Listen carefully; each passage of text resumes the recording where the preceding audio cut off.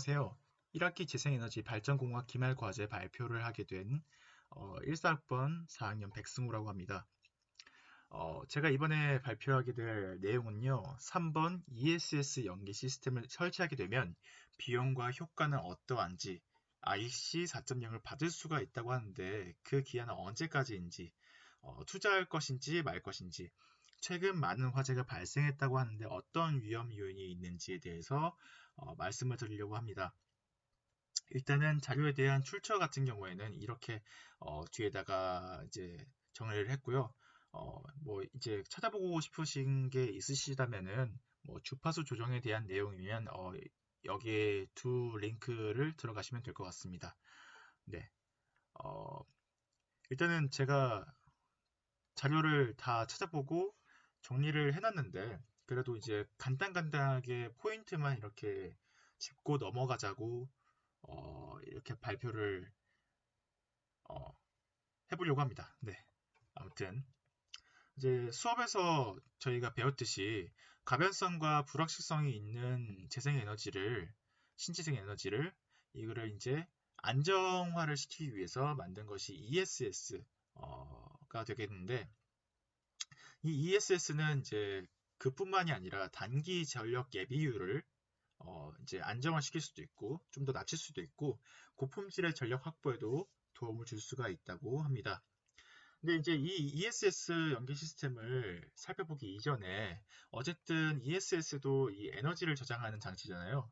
그렇다면은 이 에너지 저장을 하는 것은 매개체가 배터리일 텐데 그 배터리의 종류나 성능에 관해서 좀 찾아보고 싶다 해가지고 이렇게 정리를 하게 되었고요. 뭐 간단하게 보자면은 이제 RFB 레독스 플로우 배터리가 있겠고 또 NAS 전지 이제 나트륨과 황을 이제 양극 음극 이온으로 이용한 이제 전지가 있고 그 다음에 저희가 대표적으로 알고 있는 리튬 이온 배터리가 있죠. 네. 이전엔 납축 전지를 사용했는데 값이 싸지만 어쨌든 성능이 낮았거든요. 그래서 이 성능과 수명 이런 것들을 다 개선을 한 게 이 2차 전지 ESS에 쓰이는 이러한 배터리가 되겠고요.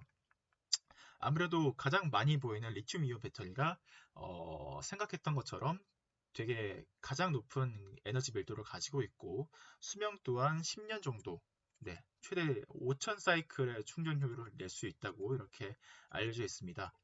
거기에다가 이제 다른 전지들에 비해서 소형화가 가능하다는 것도 굉장한 장점이겠고요. 그렇기 때문에 저희가 이제 스마트폰이나 뭐 노트북 같은 데서도 이제 이 리튬이온 배터리를 쓸 수가 있는 것이겠죠. 아무튼 그거에 비해서 이제 가격은 근데 좀 고가이긴 하지만 어쨌든 쓰임새가 굉장히 다양하고 소형화가 가능하기 때문에 이 배터리를 쓰는데 현재 리튬이온 배터리의 단점이라고 하기에는 좀 그런데 좀 더 보완을 하고자 리튬 금속 전지, 그러니까 전고체 배터리라고 치시면 좀 더 많이 나올 텐데요. 아무튼 이 전고체 배터리를 각 기업에서 국내 기업에서도 지금 상용화를 시키려고 개발을 하고 있다고 합니다. 네, 아무튼 이 배터리에 대해서 살펴봤는데요. 이번에는 ESS의 사용 용도에 대해서 알아보려고 합니다.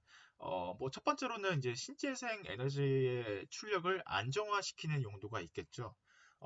두 번째로는 찾아보다 알게 되는 건데 주파수를 조정을 하면서 이 주파수를 조정하면서 이 발전소의 효율 개선을 할 수 있다고 하더라고요. 이게 무슨 소리냐 하면은 주파수 추정 운전, 그러니까 거버너로 이 주파수를 조정을 하는데 이 거버너의 대체로 ESS를 쓸 수 있다.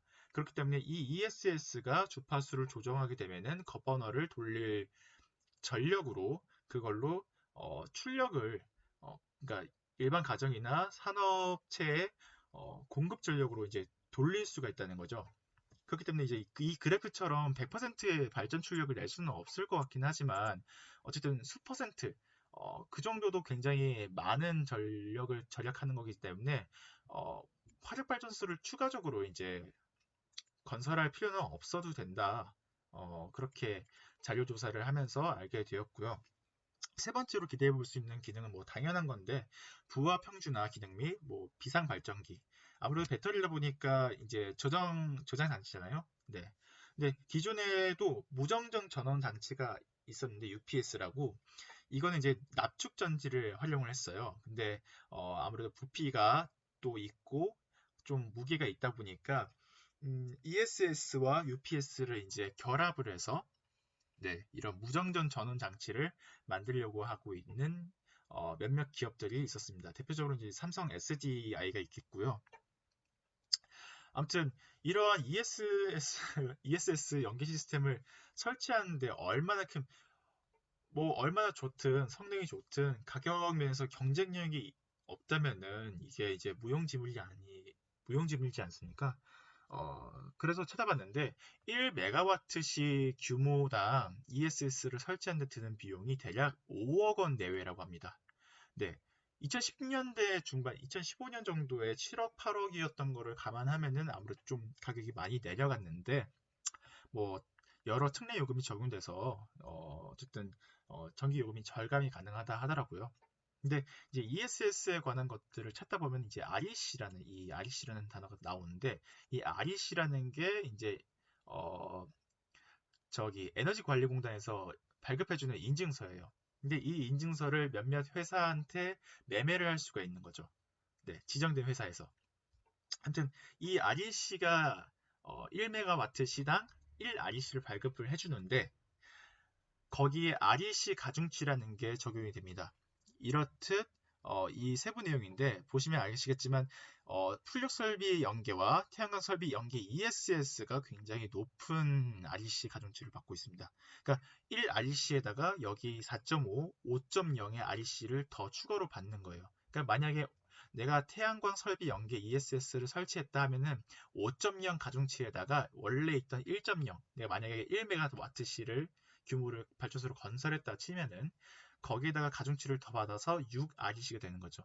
아무튼 이 REC 가중치가 2018년 6월 기준으로는 이렇게 돼 있는데 2020년 7월부터 이렇게 ESS 부분은 가중치가 4.0으로 조정이 된다고 합니다.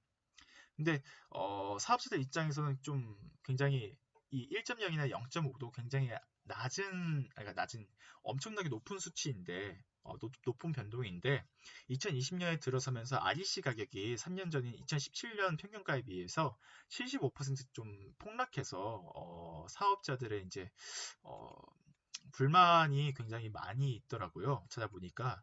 네, 아무튼 이에 대한 이제 정책을 검토하고 있다고는 하는데 많이 낮아져서 아무래도 사업 수익성에 대해서는 좀 다시 생각해 볼 필요가 있지 않나라고 네, 생각이 됩니다.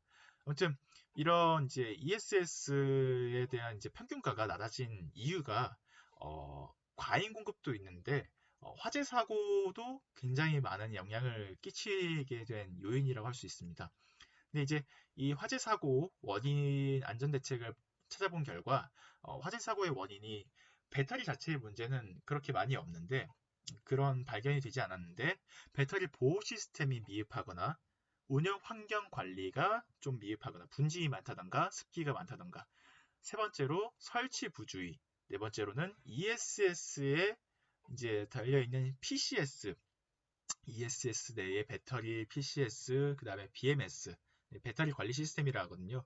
네, 이런 것들이 복합적으로 잘 설계가 좀 미흡했다라는 것이죠. 아무튼 이러한 이유 등을 통해 가지고 화재 사고가 이제 떤 원인에 의해서 발생이 됐는지 그러한 보고서를 이제 민간 합동 ESS 화재 사고 원인 조사 위원회에서 이제 그러한 보고서를 이제 제가 아래 링크로 달아놨습니다.